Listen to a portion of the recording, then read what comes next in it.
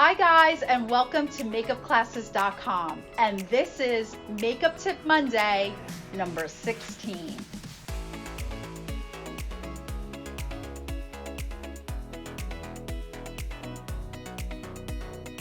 Always use tissue as a barrier between your fingers and the client's skin. It's sanitary and you don't disturb the makeup. Makeup artists, I can honestly say I cannot do a makeover without having a piece of tissue or paper towel or cotton pad in my left hand as I work with my right.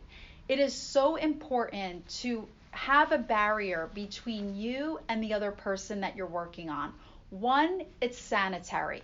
You don't want to put your fingers and your hands all over the person's face. That actually ruins the integrity of the makeup. Think about it. You have oils on your hand may even have like some makeup or debris.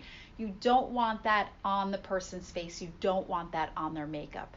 And you don't disturb the makeup. You don't want to ruin it. You don't want it to be oily or dirty or even put fingerprints in the foundation. You always want a piece of tissue or paper towel in your hand. This way, if you have to lift the eyebrow or stretch some of the skin, this way there's always a barrier between you and that person. It's sanitary and you are not disturbing the makeup.